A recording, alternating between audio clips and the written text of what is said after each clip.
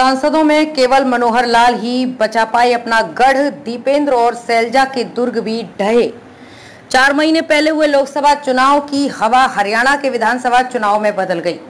दलों की रणनीति और प्रत्याशियों की मेहनत के चलते कई दिग्गज नेताओं के दुर्ग ढह गए और तो एकाध नेता ऐसे हैं जो एंटी इनकम्बेंसी होते हुए भी अपना गढ़ बचाने में कामयाब रहे।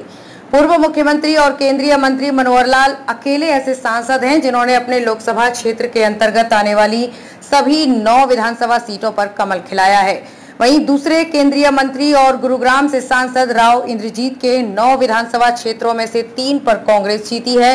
रोहतक से कांग्रेस सांसद दीपेंद्र हुड्डा और सिरसा से सांसद कुमारी शैलजा ने भी लोकसभा चुनाव में अपने अपने हलकों की सभी 9 सीटों पर एक तरफा बढ़त हासिल की थी, लेकिन विधानसभा चुनाव में ये सभी सीटों पर अपनी पार्टी के प्रत्याशियों को जितवा नहीं पाए। करनाल में सभी 9 सीटों पर खिला कमल। लोकसभा चुनाव में मनोहर लाल ने अपने क्षेत्र में आने वाली सभी 9 सीटों पर बढ़त दर्ज की थी। 2019 के विधानसभा चुनाव में 9 में से 3 सीटों पर कांग्रेस और 1 पर निर्दलीय प्रत्याशी जीता था।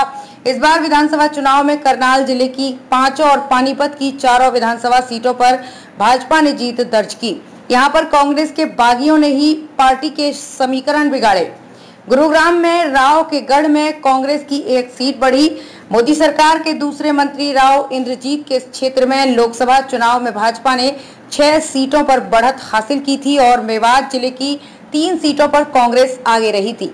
विधानसभा चुनाव में भी मेवात की तीनों सीटों नूह, पुनहाना और फिरोजपुर छिरका ने कांग्रेस ने जीत हासिल की है।